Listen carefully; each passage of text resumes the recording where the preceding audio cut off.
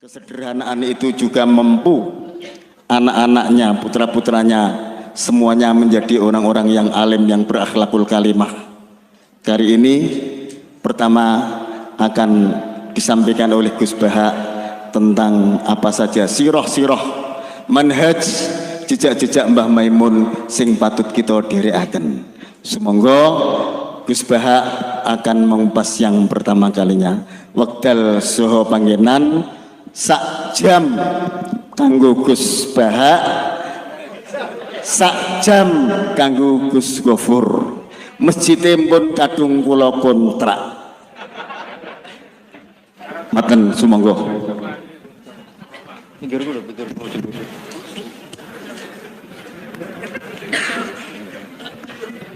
Assalamualaikum warahmatullahi wabarakatuh. Bismillahirrahmanirrahim. Tabarakalladzi nazzala al-furqana ala 'abdihi liyakuna lil 'alamin nadhira. Allahumma shalli wa sallim ala sayyidina Maulana Muhammad wa ala alihi wa sahbihi asma'in amma ba'du. Ingkang sangat kula hormati, sangat kula takzimi Gus kula Kiai Abdul Ghafur, wonten bupati, wonten ketua MUI, wonten saking kepolisian, saking tentara, dan kanca-kanca ingkang kula hormati. Tadi Pak Rosid yang salah itu bilang masalah kesederhanaan. Ini kalau saya sederhana searah ini, pemenang Pak Rosid, sehingga hidungnya tidak mancung-mancung amat, saking sederhananya. Maksudnya saya juga sederhana. Kedua, ingin masuk surga bareng Mbah Mun, ini harus dikoreksi. Dulu saya di pondok itu sering dinasihati sama temannya Gus Gofur, satu kelas dengan Gus Gofur temennya. Gus, nak soleh di teman-teman, mari ini swarga war Mbah Mun, gak enak sungkan. Jadi soleh pas-pasan lah, sehingga ya tetap masuk surga tapi udah war Mbah Mun, mari nopo sungkan. Kamu tahu kan di surga pekerjaan kamu apa? Ngeloni widadari kan? Itu kalau ketemu guru mesti apa? Sungkan. Jadi cukup di bawahnya, nanti kapan-kapan sowan tiap malam Jumat apa? Sowan. Kamu kebayang nggak sekamar dengan Mbah Mun kalau di hotel? Raisoba ya, ternyata dia milih. Begini yang serius ini saya sampaikan, ini kan 1 jam, saya diskon 20 menit. Jadi karena kalau dia memaksakan berarti itu nggak sopan sama kiai. Jadi begini, tadi bicara tentang sanad. Jadi saya harap semua santrinya Mbah Mun, baik yang pernah mondok maupun pecintanya, sanad ini kualitasnya harus dijaga. Jangan sampai ada sanad yang hoax, kalau dalam bahasa hadis maudhu. Kenapa demikian? Karena orang membayangkan yang tidak kita menangi, misalnya kita membayangkan Imam Ghazali atau Imam Haromen atau sampai sahabat, akhirnya sampai Rasulullah Shallallahu Alaihi Wasallam, itu tidak melihat. Satu-satunya background yang kita lihat adalah guru kita atau orang yang kita saksikan. Saya ulang lagi ya, satu-satunya cara melihat Rasulullah adalah melihat sahabat, melihat tabi'in, tabi'in, sampai melihat guru-guru kita yang sekarang. Kenapa demikian? Karena mau tidak mau itu ada sanad. Sehingga dalam ilmu hadis atau ilmu fikih disebut ada orang mimpi ketemu Rasulullah, misalnya saya ketemu Rasulullah dan beliau ngendikan besok Ramadan. Itu kalau di ilmu fikih la yu'tabaru qaulu, tidak perlu diikuti. Mendingan ngikuti Pak Rosid yang enggak mimpi ketemu Rasulullah tapi melihat apa? Hilal. Saking nganggurnya di pinggir laut terus. Itu tidak apa-apa. Terus ditanya seorang ulama tadi, bagaimana Anda membandingkan mimpi ketemu Rasulullah dengan melihat hilal? Kata ulama tadi, mimpi ketemu Rasulullah itu hak Anda, saya boleh percaya boleh tidak. Tapi haddatsani rajulun minal ulama, haddatsani rajulun sampai Rasulullah setiap mengatakan haddatsani rajulun tambah yaqadatan, bahwa Rasulullah secara terjaga ngendikan sumu li ru'yati wa aftiru li ru'yati fa in huma alaikum fa akmilu iddata sya'ban salasina yauman. Kamu puasa Ramadan ya karena melihat rembulan, nanti lebaran juga karena melihat rembulan. Nabi mengatakan itu secara yaqadatan terjaga. Sahabat menyaksikan riwayat itu juga secara terjaga. Tabiin meriwayatkan itu juga secara terjaga. Sampai Mbah Mun, sampai Gus Zufur, sampai kita semuanya diriwayatkan secara terjaga. Maka riwayat yang secara terjaga ini jangan dikalahkan oleh subjektivitas seseorang yang mengklaim mimpi ketemu Rasulullah. Bukan karena tidak percaya tentang mimpi itu tidak. Man ro'ani fil manam faqat ro'ani haqqan. Tapi itu kan subjektif. Kalau setiap orang yang ngomong gitu kita percaya, ini hancur. Ya nak sing ngomong Habib atau ulama bisa dipercaya. Nak sing ngendikan Pak Rosid tenan ta ora. Jadi ini supaya sanad ini terjaga. Jadi sanad itu harus terjaga. Makanya saya pernah entah tahun berapa saya memang tidak perlu saya ingat-ingat karena saya memang nggak suka punya kenangan Mbah Mun ada tanggalnya supaya abadi. Ada orang tertentu yang suka ditanggalin kalau punya kenangan sama Mbah Mun. Kalau saya enggak usah tanggal biar kenangannya mustamir setiap saat. Saya pernah diminta hak delok wajahku, terus beliau ngendikan man ro'ani wal jannah. Kenapa itu menjadi penting? Karena figur manusia. Saya masih ingat ketika ngaji ilmu kalam sama Mbah Mun juga sama Gus Zufur di kelas di Mbah Mun ngendikan gini. Saya masih ingat betul, tak catet ya. Wong ora iso niru pangeran, pangeran ora salat, ora mangan, ora ngombe. Niru ya mbek makhluk. Jadi tidak bisa kita tanpa wasilah, tidak bisa. Kamu niru Allah piye? Kaifa yusolli? Allah nak salat piye? Kacau kan? Allah nak poso piye? Memang Allah tahu mangan, Allah tahu poso. Terus nak turu piye? Allah la ta'khudhu sinatu. Maka ibadah itu niru makhluk, karena kita makhluk. Makhluk itu duwe syahwat. Islam memberi sarana ibadah nikah. Sing ora payu nikah ana sarana ibadah ngempet, paham ya? Niku. Maksudnya ora usah nguntal kapur barus ngempet. Sing sugih ibadahe sedekah. Sing ra sugih ibadahe dadi mustahik sing ridho. Macam-macam. Itu hanya bisa niru makhluk sama makhluk. Sebab itu ketika saya masih ingat betul Mbah Mun ngendikan ihdinas siratal mustaqim, tunjukkan kami ke jalan yang benar. Itu Allah tidak ngendikan sirati yaitu jalan saya ndak, tapi siratal ladzina an'amta alaihim, jalannya orang yang telah engkau beri nikmat. Ada kata an'amta, yang telah engkau beri nikmat. Jadi Allah memaklumatkan ke semua hambanya, niru itu niru hamba yang sudah diberi nikmat. Karena kita hanya bisa niru misalnya Rasulullah, cara sholat beliau kayak apa, cara sujud beliau kayak apa, cara makan beliau kayak apa, cara nikah beliau kayak apa, bahkan cara masuk rumah, keluar rumah, doa pergi, termasuk doa nyaur utang. Padahal Rasulullah mboten nate diutang teman-teman, nggih nate gue lucu-lucunan mawon. Niku mawon mboten tenanan, nggih niku masyhur kan beliau menggadaikan baju rompinya ke orang apa? Yahudi, tapi ada jaminannya. Itu terus ditiru umatnya, do gadekno BPKB dan sertifikat. Itu tidak tahu saya itu. Padahal Rasulullah itu melakukan itu untuk hal yang darurat, tapi umatnya kayaknya ada darurat, sudah watak. Itu yang membedakan Rasulullah dan umatnya. Tapi perlu saya sampaikan, sanad ini harus muttasil. Sehingga kita tahu bahkan cara tidur Rasulullah itu miring kemana, ala jambihil aiman, kemudian madhab kiblat. Sebelum tidur beliau wudu, sebelum tidur lagi baca subhanallah 33 kali, alhamdulillah 33 kali, Allahu akbar 33 kali. Sebetulnya wiridan itu sanad paling kuat itu tentang mau tidur. Meskipun ada riwayat dibaca setelah apa? Sholat. Jadi makanya kita al-jam'u baina riwayaten, habis sholat ya baca itu, mau tidur ya baca itu. Nah, sebetulnya habis sholat sama mau tidur tuh ngeri mau tidur. Karena ini kan pemanasan mati, pelatihan mati. Karena satu kondisi yang Anda sudah tidak bisa ikhtiar. Tapi kayak apa Rasulullah? Justru kita kondisi yang nggak bisa ikhtiar itu pesannya Nabi apa? Kamu baca ini. In mutta kata Nabi, ada yang baca in mitta. Kalau mau berpikir potensi paling ngeri, bahaya paling ngeri adalah orang mau tidur. Karena di situ kita tidak bisa apa-apa. Cara musuhmu mangkel bekku ya karek nyembelih. Cara bojomu mangkel bekku ya karek ngobong. Kok ini TV ini. Anda usah merasa tidak akan mengalami itu, ya insya Allah enggak itu. Tapi dengan melihat di TV semua potensi itu ada.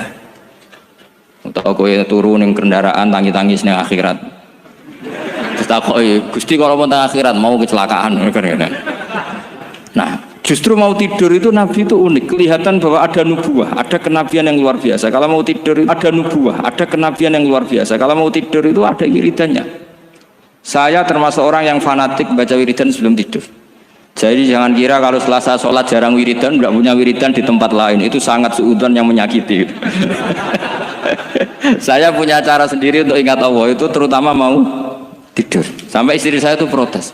Gus nak bersolat tahu mau nyekel tasbih api tidur, saya punya tasbih lupa jumlahnya semuanya di kamar tidur. Ini sekaligus ijazah entah pamer kebaikan tidak tahu saya. Pokoknya sudahlah husnudzon saja. Suudzonu iblis. Karena mau tidur saya pikir kalau tahu-tahu saya bangun terus ketemu mungkar nakir terus kayak apa. Sehingga Rasulullah itu ngajari kita luar biasa. Bismika wa du'tu jambi wa bismika arfa'u. Kalau mau tidur doa populernya apa? Bismika Allahumma ahya bismika amut. Hafalnya gitu dok. Saya hafal banyak. Allahumma rabbas samawati sab'i wa rabbal arsyil azim rabbuna wa rabbu kulli syai' falikul habbi wan nawa. Allahumma antal awalu falaysa qablaka syai' wa antal akhiru falaysa ba'daka syai' wa antal zahiru falaysa fawqaka syai' wa antal batinu falaysa dunaka. So, itu tak baca sampai tidur. Saking kadang takutnya sama Allah, akhirnya nggak bisa tidur. Kadang sampai 3:30 apa terus tidur baru setengah jam terus subuh. Jadi kalau melihat tren itu kayaknya saya bakat wali gitu. Kalau trennya seperti itu terus. Tapi sayangnya tren seperti itu jarang Warsid. Makanya terus tidak jadi wali-wali gitu. Tapi saya ingatkan ke jenengan, sanad-sanad seperti ini tuh yang mungkin Anda lupa. Anda hanya ingat sanad misalnya ya Mu'ad inni uhibbuka faqul dubura kulli sholatin atau fala tad'anna dubura kulli sholatin Allahumma inni ala dzikrika wa syukrika. Kamu lupa bahwa saat paling krusial dalam hidup Anda itu tidur. Sehingga disebut wa min ayatihi manamukum billaili wan. Itu dari segi krusial gawat darurat, setiap saat Anda bisa mati. Belum urgensinya tidur untuk melawan maksiat. Itu kalau kamu hidup di kota Demak atau kota Semarang, genera kepikiran niklap atau wong ayu-ayu seneng terminal ning gone dalan-dalan, itu satu-satunya cara itu hanya tidur. Kowe nak melek tetap jelalatan tak jamin. Masuk ke ngarep masjid Demak nggo tasbih gede-gede. Pangeran bedelok wong liwat tuh eling. Barokahnya usul fikih adalah kita belajar dulu. Saya pernah musyawarah sama Gus Yofur tentang usul fikih. Usul fikih itu ada makalah, mubah itu tidak ada. Sebagian ulama berpendapat mubah itu tidak ada. Karena setiap mubah saat itu Anda pasti meninggalkan keharaman. Itsma min mubahin illa wa yatahaqqaqu bihi tarku haramimma. Tidak ada kemubahan kecuali saat itu kamu meninggalkan keharaman. Anda tidur, berarti Anda taroktal maksiyah. Anda tidur berarti Anda meninggalkan maksiat. Enggak nyolong, enggak dugem, enggak zina, enggak maling, enggak ngerasani orang. Jadi tidur itu anggap saja ya Rob, ya Allah saya mau tidur. Tidur itu ibaratun antarkil ma'asi. Jadi malaikat roket pate kandani iki ras sekedar turu. Ya kowe kudu ngerti iki ape ninggal maksiat. Hitung mulai saiki. Bismika Allahumma ya bismika. Amun ayo roket pate hitung. Anggap ini kiat meninggalkan maksiat. Terus turu 6 jam berarti tidak maksiat 6 jam. Meskipun akhirnya maksiat karena bangun jam 7. Artinya maksiat rasubuh gitu. Tapi betapa krusialnya ulama. Ulama lah yang mengajarkan kita tidur itu rohatan lil abdan, untuk istirahat. Kita pulih lagi bisa kerja lagi. Pak Butuhati bisa ngantor lagi, Pak Kapolsek, Kapolres bisa ngantor lagi. Semuanya aktivitas tentara bisa ngantor lagi. Memulihkan kekuatan itu ibadah. Meninggalkan maksiat karena tidur juga ibadah. Tidur saja ibadah. Ini barokatnya umatnya Rasulullah Shallallahu Alaihi Wasallam. Senyaman itu. Coba kalau kamu jadi umatnya Nabi lain, wah itu beratnya bukan main. Dan itu sesuatu yang dimintakan Allah, dimintakan Rasulullah kepada Allah, yaitu Rabbana wa la tuhammilna ma la taqata lana bih. Termasuk la tahmil alaina isron kama hamaltahu 'alal ladzina min qablina. Jangan bebankan ke umat kami sesuatu yang seperti engkau bebankan pada umat dulu. Umat dulu itu kalau mau tobat, kayak umatnya Nabi Musa pernah nyembah anak sapi, itu yang pernah nyembah tobatnya dibunuh. Liyaqtulal bari'u minkum al mujrimah, yang terbebas dari menyembah anak sapi disuruh bunuh yang pernah menyembah anak sapi. Fatubu ila bari'ikum faqtulu anfusakum.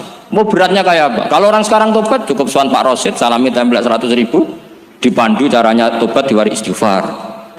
Itu penting. Nomor loro seneng kiai, seneng aku maksudnya. Maksud kalimatnya jelas. Itu sudah. Pokoknya yang jelas gak usah dibunuh. Gak usah apa? Gak usah apa? Dibunuh. Sehingga tidurnya umatnya Rasulullah itu luar biasa, terutama tidurnya orang puasa. Tidurnya tasbih, tidurnya ulama juga tasbih.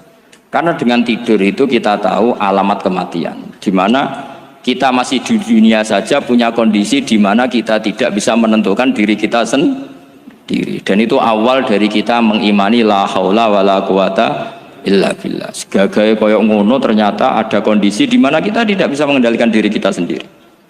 Makanya disebut wa min ayati manamukum billaili wan nahar. Yang bisa menganalisis itu siapa? Ya ulama. Ulama kok tahu karena punya sanad musalsal ila Rasulillah sallallahu alaihi wasallam. Sehingga uniknya kenapa tidur itu sakral? Coba semua nabi di antara wahyunya itu lewat apa? Semua nabi di antara wahyunya lewat apa? Tidur, lewat mimpi. Inni ara fil manami anni atbahuka fanzur madza tara. Maka mimpi ini harus dikelola secara baik, yaitu kalau kamu mau tidur, wudu dulu, terus baca tasbih, terus tinggalkan semua dunia, anggap saja ini pemanasan kematian. Itu insya Allah mimpinya sip pokoknya. Paling dikejar-kejar Dajjalnya kecemplung kali, insya Allah. Tapi kalau kamu tidur gak wudu, raiso turu terus raiso turu mangan sik bu, raiso turu terus raiso turu mangan sik ben warak ben iso turu. Insya Allah dikejar Dajjal kecekel. Akhirnya ngelindur gak karu-karuan karena tadi. Nah, sanad seperti itu yang punya siapa? Hanya ulama. Ada lagi satu contoh, ini sudah hampir 20 menit Pak Ustaz. Itu saya pernah ngaji Durarul Kalami Syafi'i, mutiara-mutiara ngendikan Imam Syafi'i. Itu ulama itu mesti ngendikan tuh unik. Tadi saya sudah cocokkan sama Bupati, tak tanya, Pak Bupati saya ini punya ilmu dari Bapak, mungkin pas untuk jenengan pakai. Kata Bapak, urip iku padha wae, ngadepi kanca mek musuh padha wae, malah kadang ribet kanca. Dulu saya itu iskal itu janggal. Tapi setelah ngaji Durarul Kalami Syafi'i yang ada di Muqaddimah kitab Majmu', Muqaddimah Syarhul Mu'adzab Imam Nawawi. Imam Syafi'i nak ngendikan gini. Man ahsana ilaika faqad qayyadaka. Wong ngapiki kowe nyancang kowe. Kaya Pak Ros itu apian bae kok. Ning sarang sowan mampir, gayane apian, jebule nyancang. Awas nak teko ning Demak. Itu faqad qayyadaka, nyancang kowe. Tapi waman asaa ilaika faqad atlaqaka. Wong sing eleki kowe iku penak bebasno kowe. Kowe tau diutangi wong ku kancamu ta musuhmu? Sing biasa utang kowe lho. Kanca. Kowe numpak mobil ketemu musuh enak ra usah nawani, nek ketemu kanca monggo bareng. Sing ngel-ngelo kowe kanca ta musuh? Artinya gini, kanca ya barokah, nggo perjuangan, musuh ya barokah mergo ora tau utang. Jadi segampang itu ulama melihat kehidupan itu. Man ahsana ilaika faqad qayyadaka wa man asaa ilaika faqad atlaqaka. Jadi akhirnya kita hidup itu berkah terus. Di konco ya enak kados kula di konco Gus Yofur nak kula mboten saged fikih musyawarah, ra iso tasawuf musyawarah. Di konco Pak Rosid, konco rai sederhana. Pokoknya duit. Tadi kurang contoh. Kalau rai Arab kan enggak sederhana, Pak. Wajahnya mewah terus. Ekonominya juga sederhana. Saya sama Rosid sama-sama gak kaya. Jadi tadi contohkan kan Gus Yofur sama Gus Baknya ngebis. Memang saya sering sama Gus Yofur ngebis sampai sekarang masih. Bukan karena miskin yang jelas itu pilihan itu. Jadi ulama itu segampang itu melihat kehidupan. Saya termasuk kiai muda yang nggak takut mati, bukan karena yakin di surga gitu, karena saya sering baca berdoa. Allahumma ya Allah, kata Rasulullah, kamu harus berdoa ya Allah, ij'alil hayata ziyadatan li fi kulli khairin wal mauta rohatan li min kulli syarrin. Mungkin sekarang kita ada zina, mungkin sekarang kita ada korupsi, mungkin sekarang kita ada maling, tapi potensi itu tetap ada. Yang bisa ngakhiri itu apa? Kematian. Maka anggap saja kematian itu rohatan li min kulli syarrin, semua mengakhiri semua keburukan. Kayak apa Rasulullah memandang kehidupan? Kalau kamu masih hidup, anggap saja ziyadatan li fi kulli khairin. Saya gara-gara hidup bisa derekno kersane Pak Rosid ngaji di sini. Ikhlas Pak Rosid itu sangat ikhlas. So derekno senior kula dipaksa nggih gelem, diintimidasi nggih gelem. Wah itu barokah. Nanti setelah saya mau mati, pikiran saya juga akan ridho-ridho saja. Ya Allah, ini akhir dari segala potensi keburukan saya. Sehingga kiai NU, kiai alim itu ana bajingan tukang ngemel wong kok mati. Saya iki Pak niki saya iki. Tanggane ora ono sing gelem muni saya. Kiai ini maksud, "Ayo Pak muni saya, Pak." Mboten saya ini tempuh. Lah nggih saya pun mati mun mboten saged nakal niku. Ya jenenge rohatan li min kulli syarrin. Kalau mayit ya rohatan lahu min kulli syarrin. Kayak apa sanad kita ke Rasulullah kabeh itu dimanage dadi ibadah. Al hayat ziyadah fi kulli khairin, al maut rohatan min kulli syarrin. Kenal Pak Rosid ya ibadah. Apalagi kenal Gus Zofur ibadah, kenal Bupati ibadah, konco perjuangan. Kok kenal preman ya ibadah, konco latihan dakwah. Anggapnya latihan ngelola rehab. Kenal polisi ibadah, jaga stabilitas nasional. Kenal ABRI ibadah, jaga NKRI. Kenal orang nakal ibadah, dianggap pembina. Semua itu ibadah. Kayak apa ajaran agama ini? Semuanya baik-baik saja. Tergantung niat. Tapi sanad ini siapa yang punya? Hanya ulama. Nah ulama itu siapa? Ya orang yang kamu ketemu. Dalam konteks ini Mbah Mun. Mbah Mun ngajari kita macam-macam. Mbah Mun ketemu orang siapa saja hormat. Saya kemarin bikin makalah untuk beliau, termasuk saya cerita dari riwayat Rasul Aqli ba'dal iman billah at-tawaddud ilan nas wastina'ul ma'ruf ila kulli barrin wa fajirin. Inti iman setelah akal menentukan kita iman kepada Allah, akal setelah mengantarkan logika iman kepada Allah, akal itu kita gunakan at-tawaddud ilan nas supaya kita bersikap simpatik dan melakukan kebaikan kepada siapa saja. Karena barokahnya kita simpatik nak ngandani wong nggih gampang. Misalnya kita di kiai alim sundul langit sampean mbek tangga modit ketemu wong perengut sing ape ngandel iku sapa? Sementara sing preman ayo ngopi nggonku sik tenang ae. Sing kiai ini orang pegawean gak ada kopi kowe. Akhirnya sing preman sakok di pengaruh, sing kiai ini bakhil gak duwe pengaruh. Itu tidak boleh kejadian seperti itu. Makanya ada riwayat wastina'ul ma'ruf ila kulli barrin wa fajirin. Jadi kula suwun sanad-sanad seperti itu tidak boleh hilang. Saya itu kitabnya Bangun Al-Ulama Al-Mujadid itu setengah hafal, sampai sekarang masih tak baca. Kalau mau tidur tak baca, bahkan di tas saya itu ada terus. Ya karena kalau saya di Jogja kangen Bangun baca itu, ketika beliau masih sugeng, apalagi sekarang. Karena jangan sampai saya ini punya fatwa yang mukhalif terhadap fatwanya Mbah Mun. Ini terutama warning sama santri sarang, nggak boleh. Terakhir itu Mbah Mun punya kecenderungan, punya pikiran kayak Yusuf Qaradawi. Ya potensi wajibnya zakat khudrawat fawakih.